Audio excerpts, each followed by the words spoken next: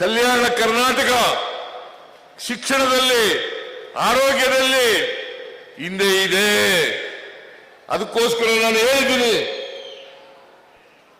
ಅಜಯ್ ಸಿಂಗ್ ಅವರಿಗೆ ಹೇಳಿದ್ದೀನಿ, ಸ್ಪಷ್ಟವಾಗಿ ಹೇಳಿದ್ದೀನಿ, ಶಿಕ್ಷಣಕ್ಕೆ, ಆರೋಗ್ಯಕ್ಕೆ ಮತ್ತೆ ಉದ್ಯೋಗ ನೀಡಲಿಕ್ಕೆ ಹೆಚ್ಚು ಅನುದಾನವನ್ನು ಕೊಡಿ ಅಂತಕ್ಕಂಥ ಮಾತುಗಳನ್ನು ಹೇಳಿದ್ದೇನೆ. ಹೇಳಿದ್ದೀನ ಇಲ್ಲ? ಹೇಳಿದ್ದೀನ ಇಲ್ಲ? 5,000 ಕೋಟಿ ಈ ವರ್ಷ, ಕಳೆದ ವರ್ಷ 5,000 ಕೋಟಿ, ಹಿಂದಿನ ವರ್ಷ 3,000 ಕೋಟಿ, ಒಟ್ಟು 13,000 ಕೋಟಿ ಈಗಾಗಲೇ ಹೇಳಿದ್ದಾರೆ ಮೊನ್ನೆ ಖರ್ಗೆ ಅವರು.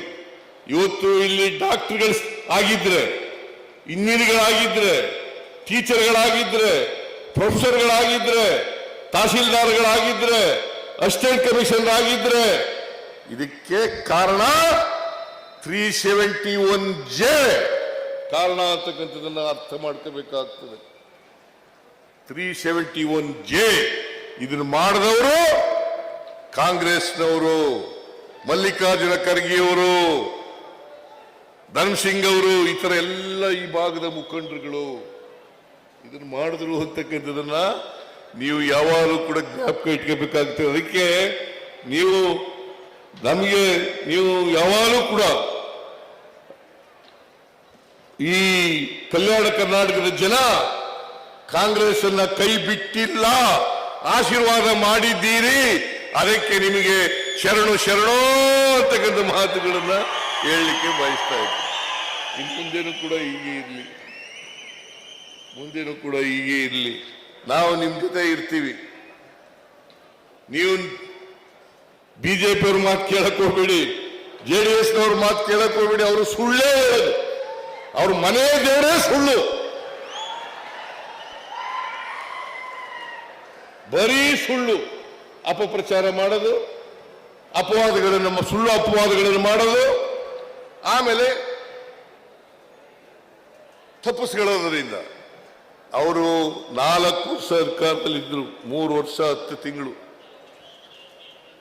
ಯಾರಾದರೂ ಕೂಡ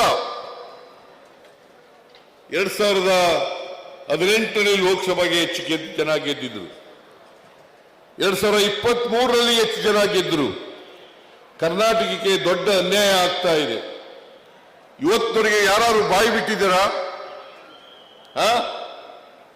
14ನೇ ಹಣಕಾಸಿನ ಆಯೋಗ, 14ನೇ ಹಣಕಾಸಿನ ಆಯೋಗ, 15, ಈಗ 16ನೇ ಹಣಕಾಸಿನ ಆಯೋಗ ಬರಬೇಕು. 2027 ಮಾರ್ಚ್ 31 ಕೊಟ್ಬಿಡ್ತಾರೆ ಆಯೋಗದ ವರದಿಯನ್ನು. 2026 ಮಾರ್ಚ್ ಒಳಗಡೆ ಕೊಡ್ತಾರೆ.